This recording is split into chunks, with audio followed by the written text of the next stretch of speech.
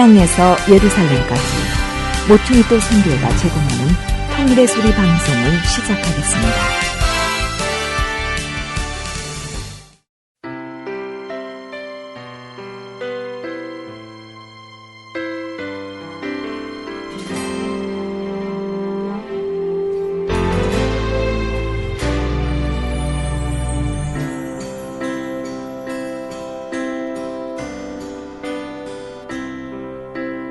오늘의 만나 이상 목사님의 말씀을 들으시겠습니다. 오늘 목사님의 말씀은 스튜디오가 아닌 이스라엘 현지에서 녹음됐기 때문에 새 소리가 들리는 등 녹음 상태가 다소 고르지 못할 수 있습니다. 청취자 여러분들의 넓은 이해를 부탁드립니다. 많은 은혜 받으시기 바랍니다.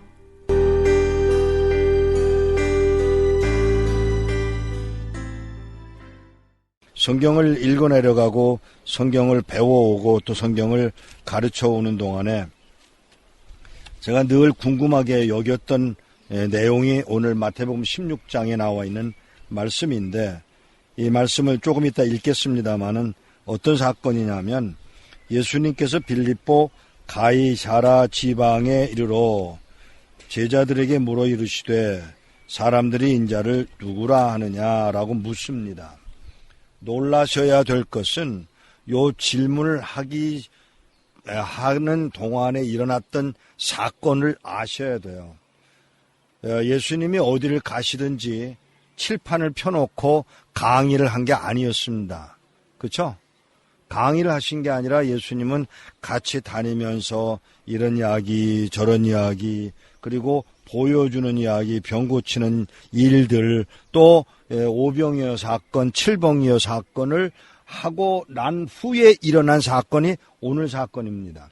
가이사랴 빌립보까지의 거리를 저는 정확하게 말할 수는 없지만 약 100리길 되지 않겠나 그렇게 봐요. 그런데 그 100리길을 오고 가는 동안에 아무런 기록이 없었다는 사실입니다. 아무런 기록이 없었는데 이스라엘 백성들 가운데 그 이야기를 예수님이 무슨 이야기를 하셨을지에 대해서 궁금하지 않았을까요? 그리고 예수님은 여기 오셔서 텔단을 안 가셨을 거라고 제가 생각하지 않습니다. 그리고 이스라엘 백성, 12 제자들을 데리고 거기까지 가셔서 봤지, 어떻게 되는 거야, 이런 이야기를 분명히 하셨을 것임에도 불구하고 성경은 거기에 대한 기록이 전혀 없습니다. 그리고는 말도 안 되는 뚱딴지같이 무슨 말을 하시는가 하면 사람들이 나보고 뭐라 그래? 자, 요 말을 하기 전에 일어났던 분위기를 아셔야 돼요. 벌써 얼마가 지났습니다. 예수님이 제자들을 데리고 다니신 지가 얼마가 지났습니다. 조금 전에 말씀을 드렸지만 오병이어를 거쳤습니다. 칠병이어를 거쳤습니다.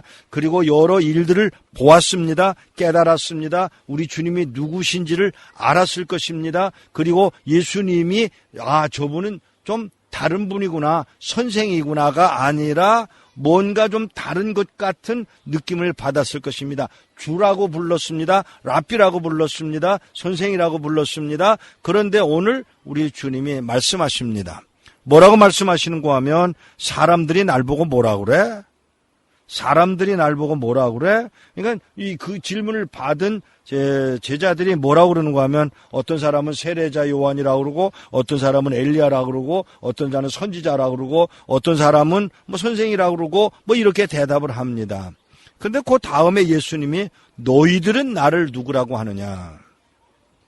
우리는 이 질문을 그냥 너희들은 나를 뭐라고 하느냐로 끝나지만 그 말 속에 숨어 있는 꼭 무엇이 또 있지 않았었을까? 그게 뭐냐면 너희들은 내가 무엇이 되기를 원해? 라는 질문은 깔려있는 건 아니었을까? 너희들은 나를 누구라고 하느냐는 질문 속에는 너희들이 내가 정말 누구이기를 원해? 메시아이기를 원해? 그리스도이기를 원해? 하나님의 아들이기를 원해? 요 말씀은 안 하시지만 너희들이 원하는 건, 내게 원하는 건 뭐야? 라고 하는 질문을 하고 계신 게 아닐까라는 추측을 나름대로 해봅니다. 근데 놀랍게도 성급한 베드로가 대답을 한마디 하죠. 주는 그리스도시요 하나님의 아들입니다.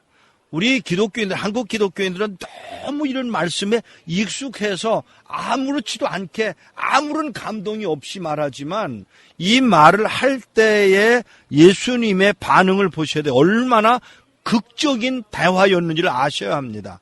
주는 그리스도시요. 그리스도라는 말은 메시아라고 하는 말에 변형된 음력으로 번역된 그리스도 메시아 같은 말입니다. 메사이아라고 하는 말에 같은 말입니다. 그리스도 메시아 이십니다. 이게 이스라엘 백성들이 적어도 400년 동안 기다려왔던 사건입니다. 어쩌면 예수님이 여기 어디에 예수님의 발자국을 여러분이 겹쳐서 밟고 있는지도 모른다는 감격이 있으셔야 돼요. 사랑하는 여러분, 여기 이스라엘 땅에 한두 사람이 오는 건 아니지만 오는 사람들이 그냥 왔다 구경, 물 흐르네, 날씨가 좋으네, 예수님이 오셨대, 이걸로 끝나면 안 돼요. 저는 여기 오면 제일 좋아하는 게 뭐냐면 창문을 열어놓고 그 공기를 느끼고 싶은 거예요. 어떤 공기? 예수가 2000년 전에 느꼈던 그 공기. 그걸 느끼고 싶은 거예요. 사랑하는 여러분, 무화과나무 그냥 무화과나무로 보지 마세요. 우리 여기 김종곤 장로님 댁에 무화과나무가 있는데 우리 장로님은 어떤 느낌을 가지는지 모르지만은 저는 그 무화과나무를 보면 꼭 어떤 느낌을 갖느냐 하면 예수님, 이스라엘 이 느낌을 갖는 거예요. 여러분 이번에 왔다가 돌아가시는 걸로 끝나지 말고 여러분 뇌 속에 분명하게 하나님이 이 땅에 우리를 구원하기 위하여 이스라엘 백성을 택하셨고 택하신 이스라엘 백성들을 통해 온 인류 가운데 구원의 역사를 이루러 오셨다고 하는 그 사실을 인식하셔야 합니다. 그리고 그 사랑을 입은 게 여러분이고 나이고 그런데 특별히 여러분들은 선택되어 오늘 이 자리에 오셨다는 사실을 아셔야 합니다. 사랑하는 여러분, 예수님에게 대한 질문에 대한 답을 베드로가 합니다. 주는 그리스도시요 메시아입니다. 400년 동안 기다렸던 이스라엘 백성들이 기다렸던 그 하나님, 그 예수, 그 그리스도, 그 메시아가 바로 당신이십니다. 구원자이십니다. 이런 고백입니다. 그런데 그걸로 끝나지 않고 베드로는 뭐라고 그 다음을 이어가느냐 하면 하나님의 아들입니다. 하나님의 아들입니다. 이것은 여러분 놀라지 마십시오. 이스라엘 백성들이 전혀 인식되어 있지 않던 하나님이 무슨 아들이 있어. 이런 개념을 갖고 있던 이스라엘 백성들 고 12명이지만 그 안에서 이 베드로의 입에서 터져 나온 말이 하나님의 아들입니다. 모든 주권은 당신에게 있습니다. 하나님이 주신 것 모두가 당신 것입니다. 당신이 행사하셔야 합니다라는 고백입니다. 자, 이걸로 우리는 끝나버리고 많은 경향이 있어서 제가 오늘 이 말씀을 택한 것입니다. 우리는 베드로의 고백이 훌륭하다는데 자꾸 끝내고 마는 거예요. 아니요. 여러분 끝나지 마세요. 자, 보세요. 성경을 읽습니다. 성경 마태복음 16장은 이렇게 기록되어 있습니다. 16장 13절 예수께서 빌립보 가이사랴 지방에 이르러 제자들에게 물어 이르시되 사람들이 인자를 누구로 하느냐 이르되 더러는 세례 요한 더러는 엘리야 어떤 이는 에레미야나 선지자 중에 하나라 하나이다. 이르시되 너희는 나를 누구라 하느냐 시몬 베드로가 대답하여 이르되 주는 그리스도시요 살아계신 하나님의 아들이시니이다. 예수께 대답하여 이르시되 바요나 시몬아 내가 복이 있도다. 이를 내게 알게 한 이는 혈육이 아니요 하늘에 계신 내 아버지시니라. 무슨 말씀인지를 이해하셔야 합니다. 지금 칭찬을 누구에게 하고 있는지를 아셔야 합니다. 사람들은 누구에게 칭찬했다고 생각하느냐 하면 시몬 베드로에게 칭찬했다고 생각합니다마는 내가 그 말을 알게 내가 내 입을 통해서 그 말을 알게 하신 이가 내가 아니고 하나님이야. 요 말을 우리가 놓치는 거예요. 하나님이 내게 그 말을 입에 넣어준 이가 하나님이셔. 그럼 칭찬을 누가 받고 있죠? 하나님이세요. 사랑하는 여러분, 여기서 일어난 사건입니다. 우리 주님이 대화를 나누십니다. 그 대화에 너희들은 나를 누구냐고 하느냐고 하는 질문에 바요나 시모나 대답이 나오고 그 대답을 들은 예수님이 바요나 시모나 내가 훌륭하다 칭찬하시지만 칭찬의 근본은 어디로 가느냐 하면 하나님이 요걸 놓치지 마셔야 돼요. 사랑하는 여러분, 제가 북한 선교를 30년 동안 해오면서 많은 아픔과 눈물과 괴로움을 겪었지만 그 중에 하나가 오늘 나누고 싶은 이야기가 뭐냐 하면 제가 감옥에 들어가서 고문을 당했던 경험이 있습니다. 그 고문을 당할 때 저는 엄마를 불렀고요. 엄마가 나를 가리켜서 북한에 가라 그랬으니까 엄마를 불렀고요. 하나님을 불렀고요. 그러면 울며 불며 난리를 치던 며칠 동안의 고문이 있었습니다.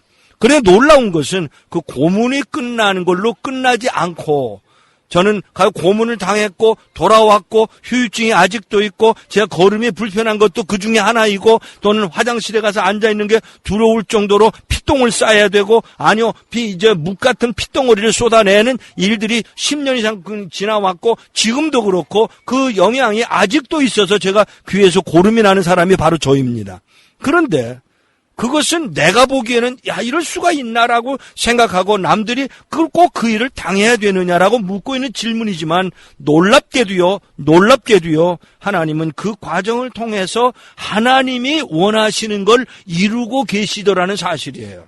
내가 원하는 게 아닙니다. 내가 바라는 게 아닙니다. 내가 기억했던 것도 물론 아닙니다. 그런데 하나님은 그 과정을 통해서 4명의 목사를 나를 고문하던 사람이 3명의 목사가 됐고 또 한 사람 그 한 사람은 자기는 도저히 목사 될 용기가 없다며 마지막으로 결정한 게 자기 아들을 목사로 만드는 그래서 저를 고문했던 사람 4명과 4명의 아내들과 4명의 아들들이 12명 모두가 예수를 믿고 그 중에 4명의 목사가 나오게 하시려는 하나님의 뜻이 그 하나님의 뜻이 자기를 믿는 자기를 사랑하는 자기의 아들인 자기의 종인 예수를 아니요 자기가 사랑했던 이상 목사를 통해서라도 12명의 영혼을 구원하시려는데 역사를 이루어 가시는 분이 하나님이시더라는 사실이죠. 자, 여기 베드로가 말하는 말, 주는 그리스도시요 살아계신 하나님의 아들입니다라는 말을 하게 하신 이가 베드로가 아니라 하나님이라고 하는 사실이에요. 요셉이 팔려갑니다. 모세가 미디안 땅으로 가야만 했습니다. 이 모든 역사 속에 우리는 불평과 원망이 있을 수 있지만 그러나 지내놓고 보니 그게 하나님의 하시던 방법이라는 것이죠. 사랑하는 여러분, 여기 다시요 예수께서 대답하여 이르시되 바요나 시몬아 내가 복이 있도다 이를 내게 알게 한 이가 내 혈육이 아니라 하늘에 계신 내 아버지시니라 하나님이시다라고 말씀하시는 이 음성을 여러분들이 듣게 되기를 바랍니다.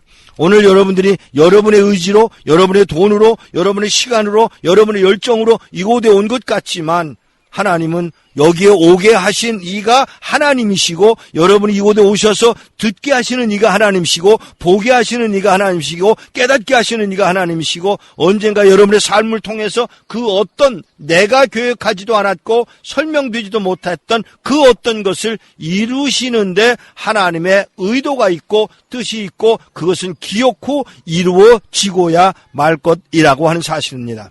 북녘 땅에 있는 성도 여러분에게 분명히 전합니다. 오늘은 힘듭니다.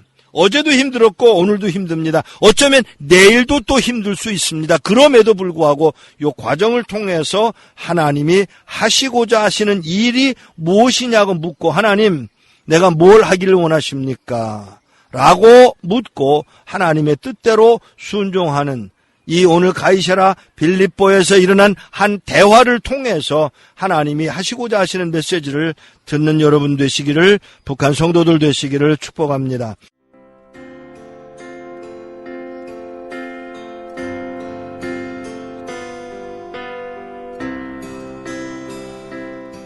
오늘의 만나 지금까지 이상 목사님의 말씀이었습니다.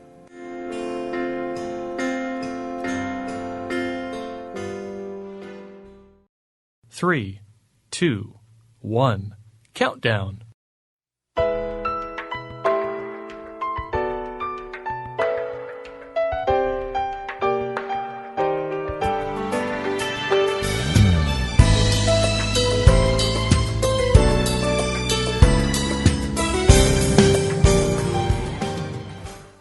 그날을 준비하는 사람들 진행의 니에입니다.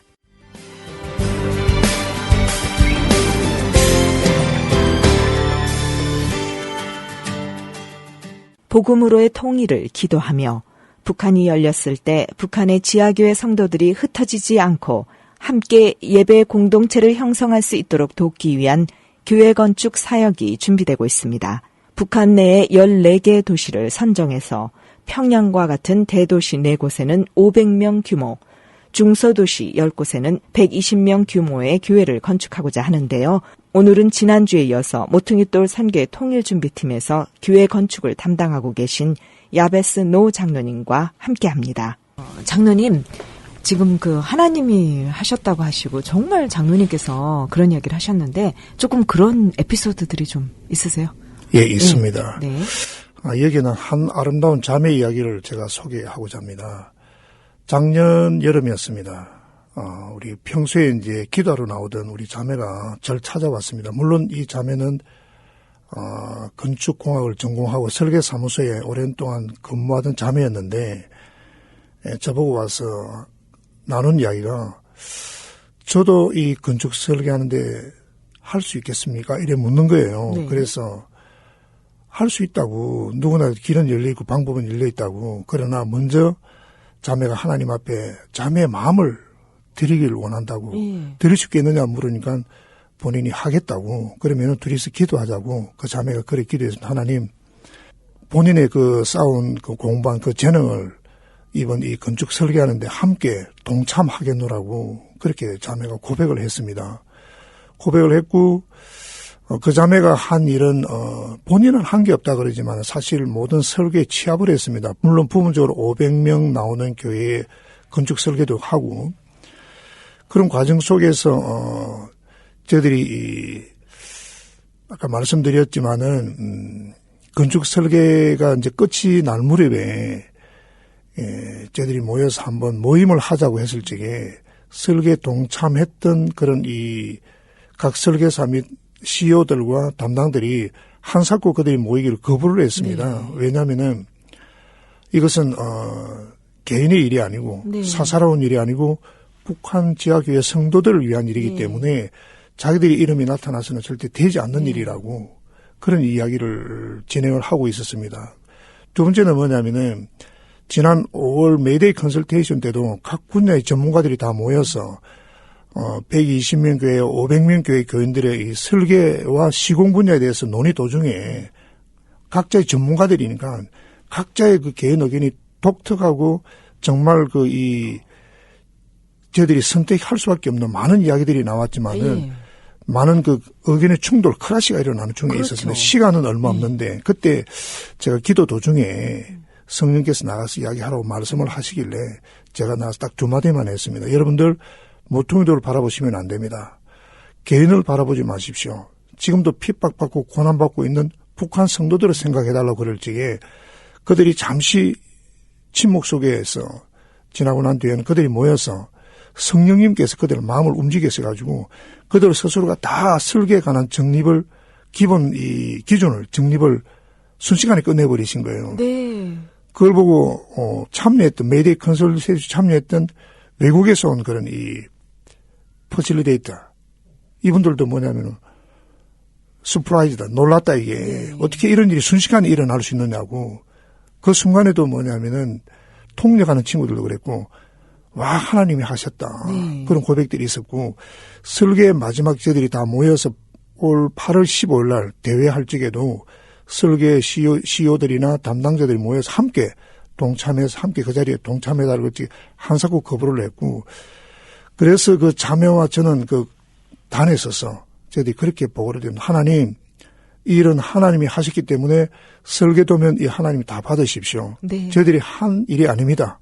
고백을 하고 나는데 저희들이 모퉁이돌의 총무를 보고 있는 우리 총무님께 이거 하나님께 드렸으니까 다시 모퉁이돌에 저희들이 드린다고 그래서 모퉁이돌이 정식으로 저희들이 납품했습니다. 네. 그래서 하나님이 하셨기 때문에 지금도 여기는 아무도 주인공이 없고 이 일의 주인공은 하나님이십니다. 아멘. 이렇게 고백할 수밖에 없습니다.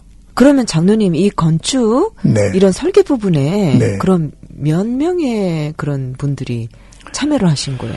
대충요. 지금 약 20분 이상이 참여를 그래요. 했습니다. 네. 예. 왜냐하면은 건축 인테리어, 건축 구조, 그다음에 기계 설비 분야, 전기 설비 분야, 에너지 설비 분야, 그다음에 건축 조립 분야 해서 각 분야에 작게는 2명, 많게는 4명 해서 20분이 넘는 사람이 일에 함께 해 주셨습니다. 네. 그분은 언젠가는 하나님 앞에서 그분들의 한 일의 상급을 받게 되겠죠. 사실 외람된 얘기입니다. 그런데 네. 사실 만일에 돈으로 네. 경제적인 그런 네. 가치로 환산을 한다면 꽤 될 것 같습니다.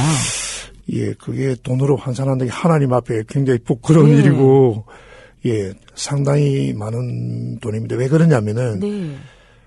그냥 500명 교인 교회 120명 교회 교인이었지만은 저희들이 120명 교회는 2가지 타입을 좀 했습니다. 왜냐면은 조금 큰 사이즈, 그 다음에 9월 스탠다드에서 80% 모이는 사이즈, 예. 저희들이 2가지 타입을 했고, 500명 교회는 1가지입니다. 그래서 교회가 3가지 타입의 도면이 있고, 처음에 저희들이 좀 북한 쪽의 사정을 정확히 파악을 못해서 설계를 한번 하고 나서 다시 수정 작업을 한번 했습니다. 네. 했는데 처음에는 남한 쪽의 사정만 생각을 하고 여름에 냉방, 겨울엔 난방 시스템까지 집어넣는데 그게 전기가 많이 소모되는 그런 설계 도면이었습니다. 그래서 설계를 전체적으로 변경을 했습니다. 그래서 그 교회 내부에는 여름에는 선풍기만 돌립니다.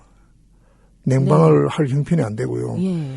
겨울에는 뭐냐면은 옛날에 우리가 70년대 쓰던 이 석탄 보일러를 떼어서 그냥 라제타 식으로 해서 네. 그렇게 하는 걸로 했고, 화장실도 물이 여의치 않기 때문에 저희들이 남한에서 쓰고 있는 이동식 이 화장실이 있습니다. 네. 그 이동식 화장실을 바깥에 설치하는 걸로 하고, 그다음 우물도 저희들이 파는 걸로 했고, 그다음에 각 교회마다 아까 말씀드린 태양광 에너지 설계를 해서 태양광 설비를 해서 전기를 공급해 주는 걸 했기 때문에 나중에 이제 북한 쪽의 형편이 나아지고 전력 사정이 좋아지게 되면은 여름에는 현재 우리가 쓰고 있는 그런 냉방, 난방 시스템을 그렇게 도입하려고 도면은 그렇게 했습니다만은 1차적으로 저희들이 상당 기간 동안에는 선풍기와 그런 그 석탄 보일러에 의존하는 난방을 하기로 했기 때문에 그런 설계 변경이 또 한번 우여곡절이 있었습니다. 막 그럼에도 네. 이들이 지난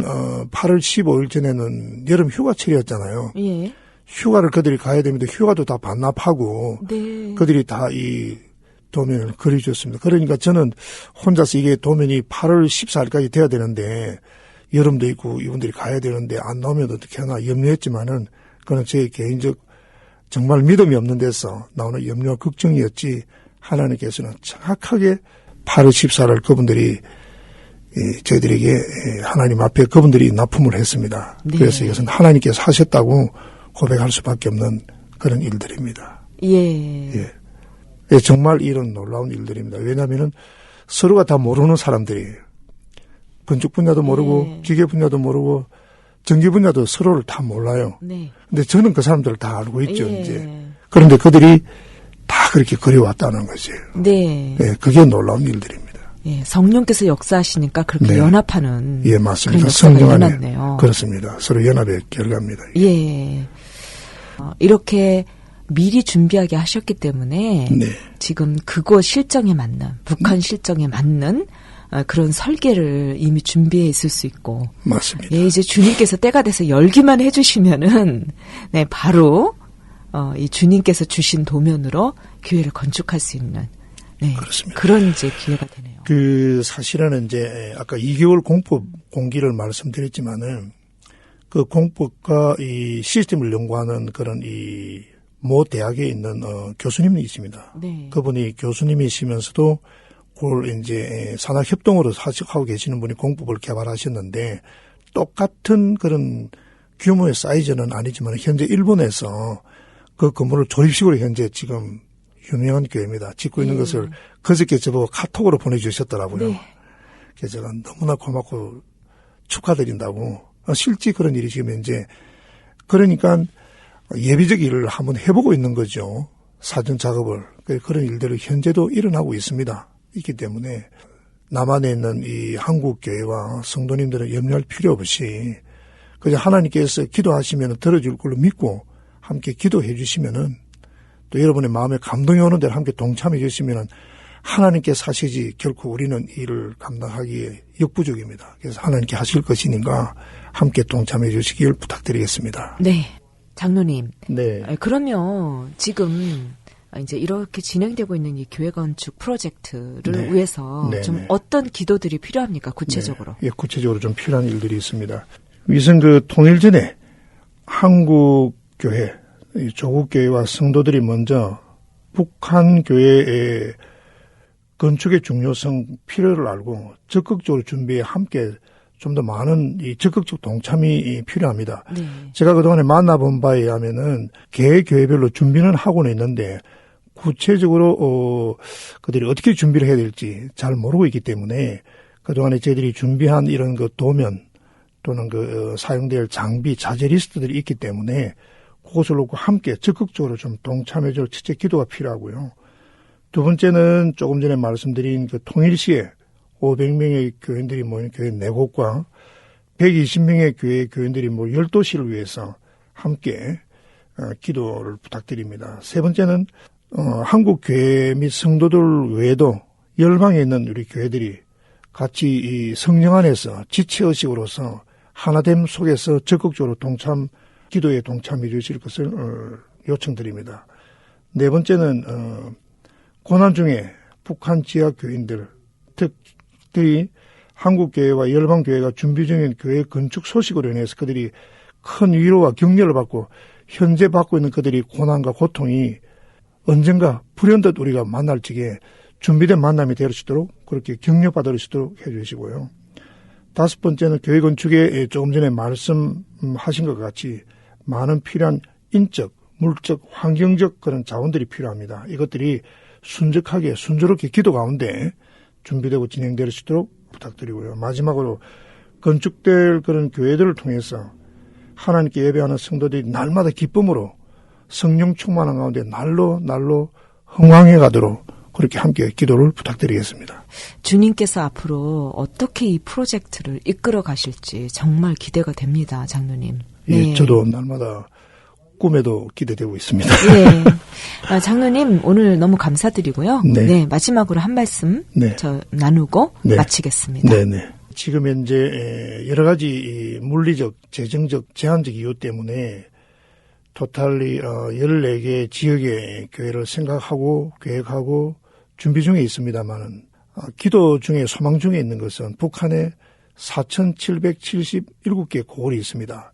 그 고을마다 예배당이 하나씩 다 세워져서 그 세워진 교회를 통하여서 평일에는 새벽기도, 또 수요 기도회, 또 금요 기도회, 주일 예배와 더불어서 믿지 않는 주민들도 함께 예배당을 통해서 그들이 영적으로 육적으로 회복되는 그런 센터 역할과 더불어서 또 살다 보게 되면은 자연재해 태풍이라든지 홍수라든지 기타 그런 재난에 올 적에는 이 예배당이 정말 하나님이 예비하신 피난처 역할을 감당할 수 있도록 그렇게 함께 꿈을 꾸고 기도하며 나아가기를 소망합니다. 감사합니다.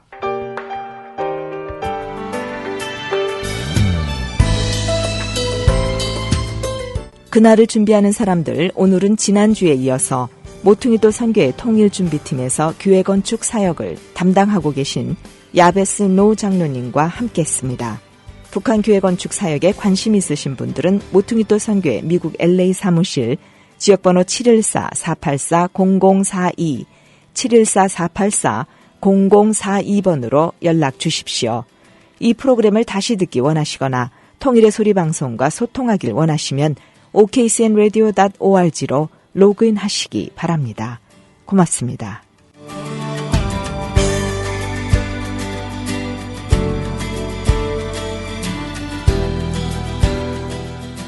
지금 여러분께서는 통일의 소리를 듣고 계십니다.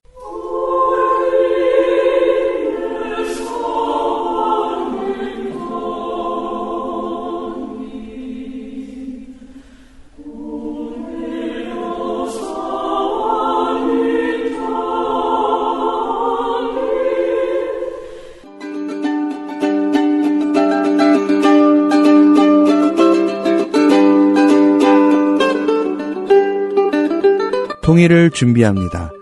이반석 목사와 김요한 목사가 하나님이 주실 통일을 소망하며 나누는 통일 이야기.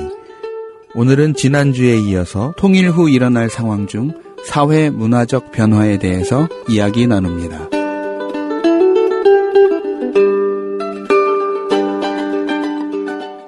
안녕하십니까. 통일을 준비합니다의 이반석 김요한 목사입니다. 잠깐 지난 시간에 있었던 걸 제가 먼저 짤막하게 썸머리를 좀 하죠. 왜냐하면 어떤 상황이 일어날 것인지, 북한의 체제가 통일이 됐을 때 가질 문제점이, 첫째는 가치관의 혼란에 빠지게 될 것이고, 두 번째로 심각한 불안 심리와 좌절감에 휩싸여 가지고 그들이, 세 번째, 패배의식 속에 무기력하고 허탈감에 빠질 것 같다. 또 목사님 어저께 지난번에 지적한 것 중에 하나가 열등의식과 혐오감을 이들이 표출을 할 것인데, 이 분노가 그냥 단순히 개인적으로 있지 않고 어떤 지도층을 향하여 일어나는 어떤 저항적인 세력이 빌드업이 돼가지고 그 강한 분노에 대한 그 표출이 일어날 것이다. 그 다음에 이제 다섯 번째로 함께 다루었던 것 중에 하나가, 북한 사람들이 남한 사람들의 개인주의적 그런 뭐 사유라든지 자유경쟁의 원칙이라든지 이런 걸 못 다루고 갔을 때에 그들은 굉장히 적응을 못하기 때문에 오는 그 갈등들이 많이 있을 것이다. 우리가 이렇게 나누었지 않습니까? 그러면서 하나 나누었다고 하는 것이 있다. 그러면 남한 사람들이 자기들을 향하여 이해 못하고 포옹을 못해주는 것에 대해서 마음의 답답함에 북한 사람들도 어쩔 줄 모르는 이런 상황이 있지 않았을까. 그래서 우리가 지난번에 거기까지 얘기하면서 하나님만이 이런 부분들을 해결해 주실 것이다 라고 결론을 내렸던 것을 기억합니다. 자, 오늘 이 시간에는 그것 말고도 사실 몇 가지 더 있죠.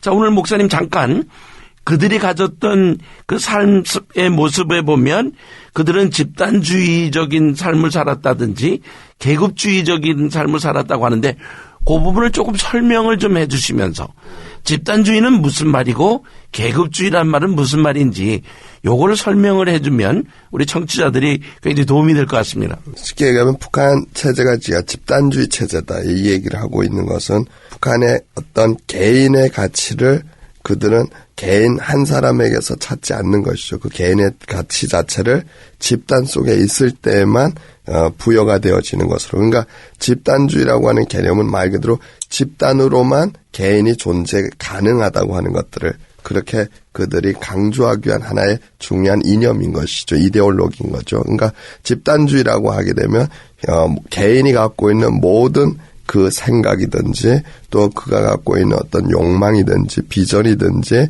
또 그가 가지고 있는 꿈이든지 이 모든 것들은 거부가 되는 것이죠. 그러니까 개인이 소유하고 있는 것이든 또 개인이 꿈꾸는 것이든 어떤 것이든지 그 개인이 자기 중심적으로 갖고 있는 것은 다 거부되어져야 되고 그것은 절대로 존중받을 수가 없는, 그것을 집단주의라고 얘기를 하거든요. 그러니까 집단주의에 익숙해 있다고 하는 것은 쉽게 얘기하면 자기 자신에 대한 어떤 사랑이라든가, 쉽게 얘기하면 그리고 자기 자신의 삶에 대한 존중이라든가 그런 부분들을 전혀 이들이 생각할 수 없는 그런 체제 속에서 살아온 거죠. 자, 그 말하고 지난 시간에 목사님 이런 말을 하셨거든요.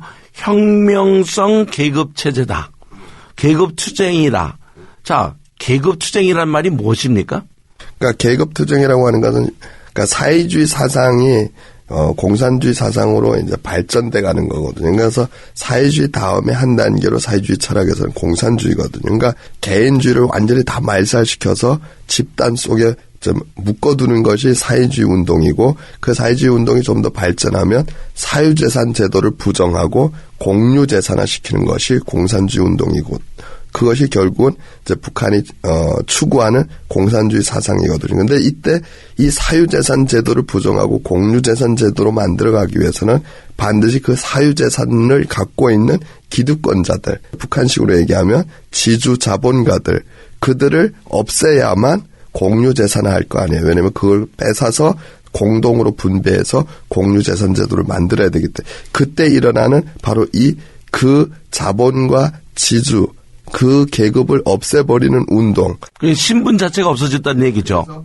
우리가 얘기하는 사회 속에 일어나는 여러 자기들의 능력을 가지고 부를 획득함으로 사회의 여러 기득권, 상층부터 중산층, 상류층, 중산층, 그리고 하류 이렇게 나누어지는 것들은 자기의 능력에 따라서 자본주의 체제에서는 나누어지는데 이것 자체를, 권력으로 또 그리고 무력으로 힘에 의해서 그것을 없애고 결국 그 갖고 있는 기득권자들의 것들을 다 압수해서 평등하게 나눠주기 위한 바로 이 사유재산 제도를 공유재산 제도로 만들기 위해서 계급투쟁을 하는 계급을 없애는 이 운동을 계급투쟁이라고 얘기합니다. 그러니까 통일이 되더라도 그들의 머릿속에는 그들의 습관 속에는 그런 그 계급투쟁의 방법들이 있기 때문에 나만의 갖고 있는 신분들의 나만의 갖고 있는 그 자신의 능력에 의하여 소유를 갖고 있다든지 이런 것에 대한 갈등을 갖고 있다는 얘기, 가질 거라는 얘기네요. 당연히 그렇죠. 그들이 부를 갖지 못한 자들에 대한 그것에 대한 반감을 가지고 또 그것으로 인해서 불평등을 이 사람들은 당연하게 받아들이지 못하게 되는 것이죠. 그렇다고 그러면 남한 사람들이 갖고 있는 자본주의를 봤을 때 북한 사람들은 굉장히 당황하게 되겠네요. 그렇죠. 계급투쟁을 해서 이들의 것을 빼앗아야 된다고 생각을 하는 것이죠. 이 계급 사회에서 이들이 살면서 그들이 형성한 중요한 개념 가운데 하나는 내가 능력이 없어서 저것을 갖지 못한 것이 아니고 저들이 오히려 지배계층으로서 그들이 불법적으로 우리가 가져야 될 것들을 획득을 했다고 그렇게 보기 때문에 그 계급, 즉 상류에 있는 그 계급들을 우리가 물리쳐야 된다. 그래야만 그것을 얻을 수 있다고 하는 이 계급투쟁의 이 개념들이 있는 거죠. 그래서 그런지 아직도 북한에 있는 사람들이 생각하기에 여기 북한에 빨리 전쟁이 일어났으면 좋겠다. 그래서 남한을 이기면 가서 그들 것을 우리가 다 취할 것이고 우리가 북한이 지면 그들이 와서 우리에게 공급해 줄 것이다. 이런 생각을 하고 있는 것이죠. 그렇죠. 그러니까 그 사람들이 실제로 그렇게 교육을 받았죠. 김일성 체제부터 시작해서 지금까지 김정일, 김정은 시대 때까지 오면서 우리가 가난한 이유는 못 사는 이유는 바로 저 남한 때문이다. 그 남한이 결국은 우리로 하여금 핵을 만들고 대륙간 탄도미사일을 만들고 이렇게 무력에 우리가 허리띠를 졸라매면서라도 그렇게 돈을 들여가면서 인민생활에 이런 많은 부분들을 희생을 해야만 했던 이유가 바로 미군이 주둔해 있고 또 남한이 그런 부분에서 우리가 갖고 있는 많은 부분들을 획득하고 있기 때문에 그래서 결국은 우리가 그 일들을 미군을 몰아내고 남한을 해방시키지 않고는 우리의 이 경제적인 인민생활에 향상이 일어날 수가 없다. 이런 부분들을 지금까지 교육을 해온 거죠. 자, 그러니까 결국에는 북한에 있는 사람들은 그 조직에 의하여 움직여왔고 명령에 의하여 순종을 해가며 살아왔기 때문에 그들은 모든 것이 다 배급제도로 되었던 삶을 살아갔지 않습니까? 그러면 통일이 된다 그러면 그들이 기대하는 것은 나라가 모든 것을 다 공급할 것인데 실질적으로 정말 남한 정부가 통일이 되었을 때 모든 것을 북한 그 백성들에게 공급할 거냐? 저는 그렇게 할 거라고 생각하지 않습니다. 그랬을 때 올 갈등이라는 것은 우리가 상상을 초월할 수 있는 그런 문제가 있겠다는 그렇죠. 얘기네요. 네. 집단주의 체제에서 그리고 계급사회에서 살았던 사람들은 가장 중요한 것은 말 그대로 공유재산 제도라고 하는 즉 모든 것을 국가가 분배를 해주는 이 배급제도라고 하는 개념들이 그 가운데 자리를 잡고 있기 때문에 통일이 되어지면 당연히 그 통일사회에 있어서 국가가 자기들의 의식주 문제를 해결을 해주어야 된다고 하는 것을 그들은 당연히 전제를 하고 있죠. 자, 그런데 나는 남한에 있는 그 지도자들을 또 지난번에 통일부 있는 사람하고도 만나서 잠깐 얘기를 했는데 전혀 통일부 안에 있는 사람들에게는 이런 생각도 못하고 있고 준비도 안 하고 있는 상황에 과연 그러면 우리 하나님의 백성들은 무엇을 해야 되느냐, 어떻게 해야 되느냐. 왜? 분명히 다른 것은 사실이고 분명히 다르기 때문에 올 갈등도 사실이고 그 갈등 때문에 일어날 어떤 폭력이라든지 어떤 사회의 문제를 일으킬 것도 사실이라고 그러면 우리 남한에 있는 아니 해외에 있는 우리 교포로 어떻게 이 문제를 풀어나가기 위해서 기도를 해야 되느냐. 목사님 생각은 어떠세요? 그러니까 분명히 지금 목사님 말씀하신 것처럼 이런 사회 문화적인 여러 특성들 가운데 참 우리가 보면 사실 긍정적인 부분보다는 부정적인 부분들이 더 많아요. 그러네요. 예, 그리고 이 가치관의 충돌이라든가 그들이 갖고 왔던 이 이념적인 부분에 있어서도 많은 갈등들이 야기가 되어진다는 것이죠. 결국은 무엇이냐? 가장 큰 문제의 원인이 뭐냐면 그들 가운데 있는 생각이에요. 그들 가운데 있는 그들의 마음의 상태예요. 그러니까 그들이 어떤 마음을 갖고 있고 어떤 생각을 갖고 있냐. 북한이 세뇌 교육을 통해서 결국은 그들의 마음을 병들게 했고 그들의 생각을 병들게 했다는 것이죠. 그러면 이것을 바꾸는 작업을 하는 것이 교회가 해야 되는 역할이거든요. 교회는 정말로 사람의 마음을 바꾸고 생각을 바꾸는 거거든요. 그러면 우리가 그 인풋이 잘못 들어간 것들에 우리가 정말로 하나님의 말씀으로 다시 우리가 바른 인풋이 들어가도록 그들의 생각과 마음을 바꾸는 이 일들을 지금부터 우리가 기도하고 그와 관련된 우리가 사역자들을 양성해서 이러한 북한 사람들의 병든 심리에 맞춰서 우리가 실제적인 그런 사역들을 해갈 수 있는 그런 이미 그 준비들이 되어야 되겠죠. 그러네요. 그러니까 결국에는 이제 우리가 첫째는 북한 사람들이 다를 것이다를 전제를 해야 돼갖고 그러면서 그들을 이해를 해야 되고 이해하면 하는 것만이 아니라 정말 수용하는 태도로 그들을 받아주어서 편하게 우리를 느끼고 자기들의 아픔을 얘기할 수 있도록 해주는 그럼에도 우리가 이제 마태복음에 나온 것처럼 그 물 한 컵이라도 지극히 적은 자에게 한 것이 곧 나에게 한 것이라고 하셨던 주님의 말씀대로 북한 사람들을 향하여 내가 베풀 수 있는 우리가 베풀 수 있는 그것을 가지고 가서 베풀면서 그들을 품을 때에 하나님께서 원하시는 일들을 감당할 수 있을 거라고 생각합니다. 오늘 여기까지 우리가 나누면서 다음 시간에는 다른 차원을 왜냐하면 이 통일이 될 때에 지금 정치 사회 문제만 다루는데도 굉장히 시간이 많이 걸리지 않습니까? 조금 우리 방송 시간을 좀 늘려달라 그래서 15분으로 좀 부족한 거를 한 30분 정도만 된다면 조금 더 깊이 얘기를 할 수 있을 것 같은데 한번 그렇게 기도하면서 주님 앞에 나가 봅시다. 하나님 우리들로 주의 일을 감당하게 하시고 정말 사회적인 차원 또 문화적인 차이 때문에 가질 갈등들을 저희들이 나열을 하면서 과연 어떻게 우리가 그들을 대할 건가 함께 기도하면서 나누는 시간 주시니 감사합니다. 하나님 기도하옵건대 저희들로 알려주시고 보여주시고 고쳐주셔서 잘 감당하여 하나님의 나라를 이루어 하나님이 보시기에 착하고 충성된 종이라는 소리를 듣는 우리 모두가 될 수 있도록 은혜를 더하여 주시옵소서. 아멘. 예수님 이름으로 기도합니다. 아멘.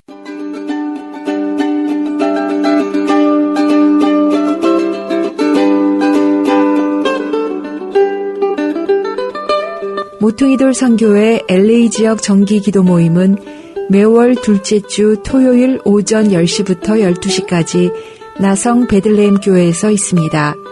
LA 지역 정기 기도 모임에 함께하고 싶으신 분들은 전화번호 213-435-9207, 지역번호 213-435-9207로 문의하시기 바랍니다. 모퉁이돌 선교회 오렌지 카운티 지역 정기 기도 모임은 매월 마지막 주 월요일 저녁 7시, 소그룹 기도 모임은 월요일부터 금요일까지 오전 10시부터 12시까지 애나임에 있는 에반겔리아 대학교에서 있습니다. 함께 기도하고 싶으신 분들은 모퉁이돌 선교회 미주 사무실 전화번호 714-484-0042, 지역번호 714-484-0042번으로 문의하시기 바랍니다.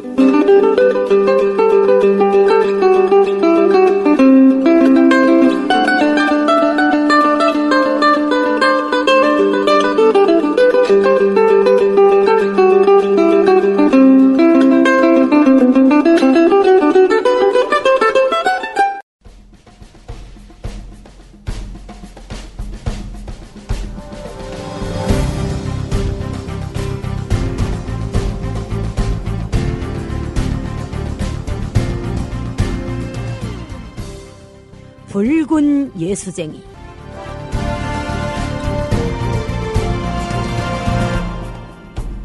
입체낭독의 리옥입니다.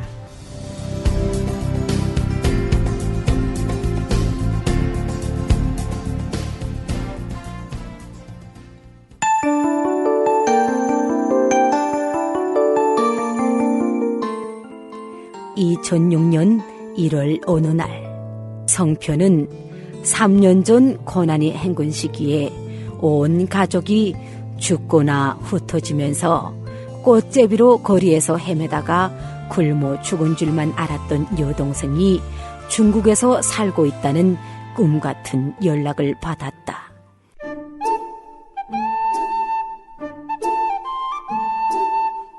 그 소식은 성표의 마음에 큰 위안을 주었고 그때부터 그의 마음속엔 한 가지 작은 소망이 부풀어 오르기 시작했다. 그것은 바로 어제나 오늘이나 꿈속에서 그리던 하나뿐인 동생을 찾는 것이었다. 너무나 궁금한 것도 많았다.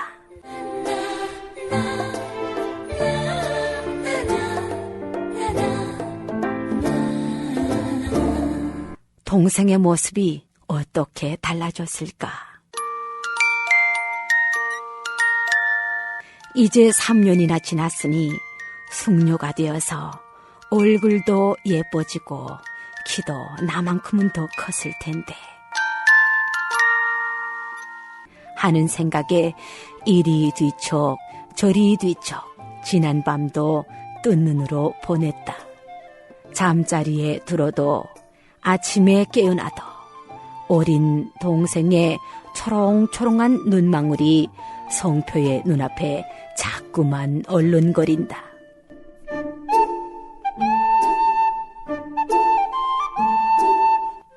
배고픈 시절 함께 누룽지를 떼며 서로 더 먹겠다고 밥상 앞에서 쌈박질도 많았었다.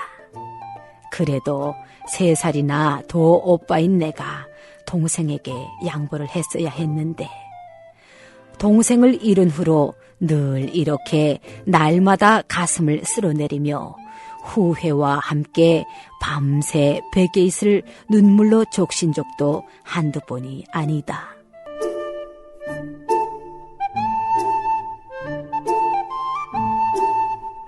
당장 한달음에 중국을 건너가 동생을 찾고 싶은 마음은 굴뚝 같았다.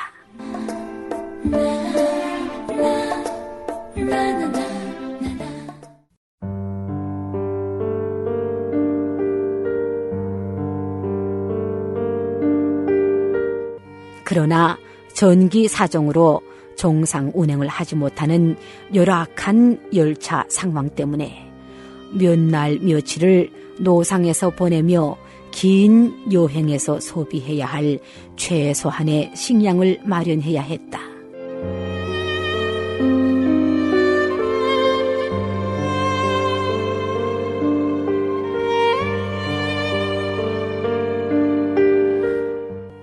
당장 다음 한 끼조차 입에 풀칠하기도 어려운 상황에서 수중에 이런 식량을 마련해야 하는 것이 성표에게는 마냥 쉽지 않는 일이기에 여차 미루게 된 사연이 어느덧 벌써 3년이란 세월이 끔뻑 지나갔다.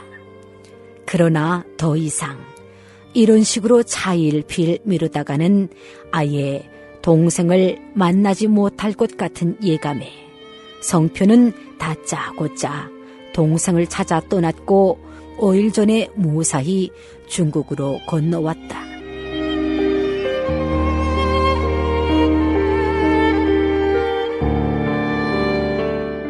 하지만 정작 도착하고 보니 정확한 주소도 없이 동생을 찾기란 쉽지 않았다.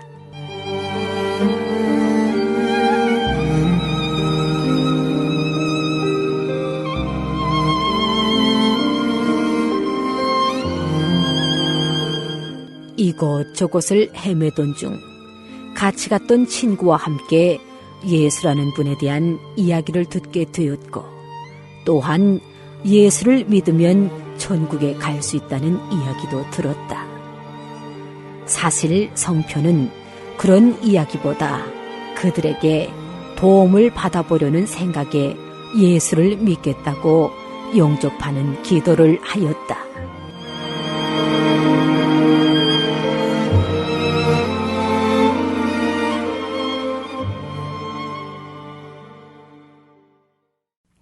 (5일) 정도 지났을 때 성표는 동생을 찾지 못한 채 그분들의 도움을 받아 다시 북한으로 돌아왔다.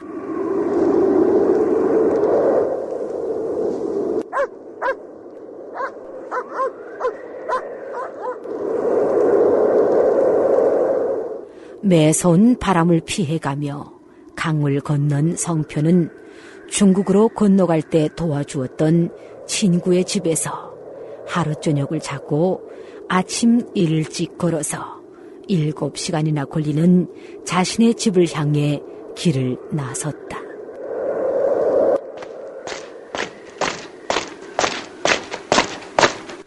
쉬지도 않고 부지런히 걸어서 거의 집에 도착할 때가 되니 발걸음이 저절로 빨라졌다. 서둘러 산길을 내려가는데 산속에서 보이부원 몇 명이 갑자기 나타났다. 야! 이성표! 너 지금 어디서 오는 길이니? 마치 보이원들은 그가 올 줄 알고 잠복이라도 하고 있었던 듯 덮치듯이 달려들었다. 급작스런 상황에 당황해진 성표는 그 자리에서 꼼짝을 못한 채 보이부로 끌려갔다. 야, 이 깐나 새끼 너! 가지고 있는 거 멍땅 꺼내놔. 만약에 의뢰가 내 마음 수색해서 더 나오면 살아서 밖으로 못 나가는 거 알지? 그러니까 어떤 생각 말고 우리 말할 때 순순히 홀딱 털어놔. 알건? 성표는 뭔가 이상한 생각이 들어 가지고 있던 모든 것을 순순히 꺼내놓았다. 너 이 돈 어디서 났어? 에? 버런대로 말 안 해? 친척집에서 받아왔습니다. 야, 이 새끼를 죽고 싶어? 너 사실대로 말하라. 아! 이 말이 끝나기 무섭게 성표에게 엄청난 몽둥이 세례가 퍼부어졌다.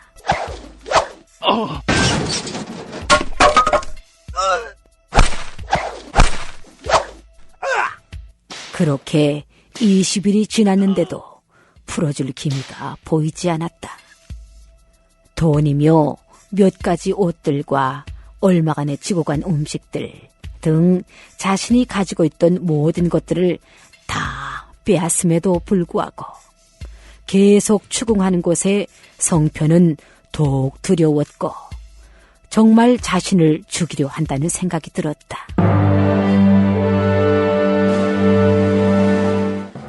뭔가 마음에 큰 결단을 내린 그는 탈출할 결심을 하고 기회를 노리고 있었다. 그 와중에 현장 검증을 하기 위해 국경지대에 있는 임시 장소로 옮겨졌다. 그곳에 옮긴 후에도 기회를 엿보던 성표는 잠깐 사이에 출입문을 군인들이 지키고 있었는데 그들이 잠시 다른 곳에 신경을 쓰는 틈을 타 미친 듯이 도망 나왔다. 밖에 나오니 보름달 때문에 너무 밝고 환하여 몸을 숨길 곳이 마땅하지 않았다. 국경 근처에도 수비대가 빽빽하게 밀집해 있었기 때문이다. 어차피 그 안에서도 살아남기 어렵기에 성표는 무조건 강을 건너야겠다고 생각했다.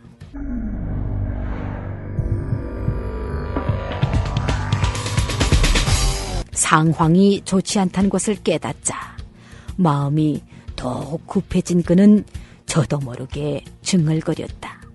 하나님, 내 저 강을 무사히 건널 수 있도록 제발 도와주시라요 좀. 기르고 용감하고 날래게 건널 수 있도록 내 몸뚱이와 팔, 다리에도 세게 힘주시라요. 성표의 입에서는 이런 기도가 절로 나왔고 그런 후 쏜살같이 얼어붙은 강을 향해 거침없이 힘차게 내달렸다. 그런데 참 이상했다.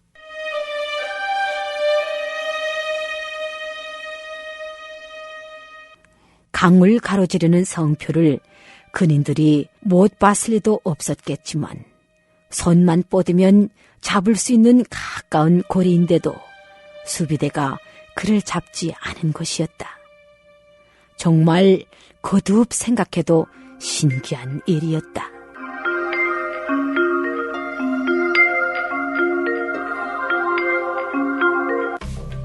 무사히 강을 건넌 성표는 지난번에 중국에 왔을 때 잠깐 머물렀던 집을 찾아가 자신의 사정을 이야기하였다.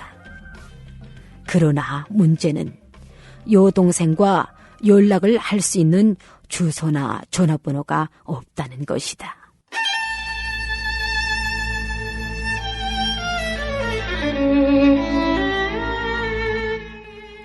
어떻게든 여동생과 연락을 해야겠다는 생각에 3년 전 동생이 보낸 편지에 적혀있던 전화번호를 기억해내려고 며칠 동안을 이불을 뒤집어 쓴 채 애를 썼으나 모두 호사였다. 그러던 어느 날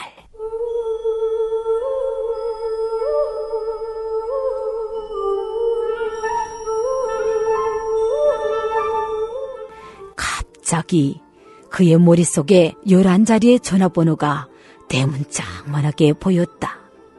엥? 이게 진짜로 내 동생 전화번호가 맞을까? 급작스러운 상황에 한순간 의구심이 들었다. 그러나 달리 방법이 없었다. 어떤 것이든 가능성을 열어봐야 했다. 긴가 민가 하여 그 숫자를 따라 다이얼을 누르고 전화를 걸었는데 세상에 이런 일이. 그것은 분명히 그렇게 꿈에 그리던 여동생의 목소리였다.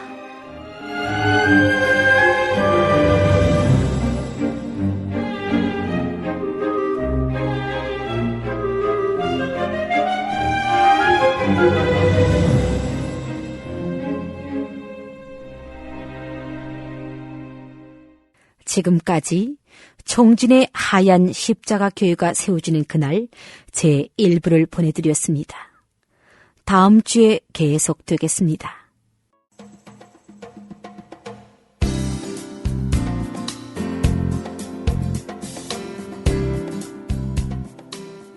지금까지 여러분께서는 입체낭독 붉은 예수쟁이를 들으셨습니다.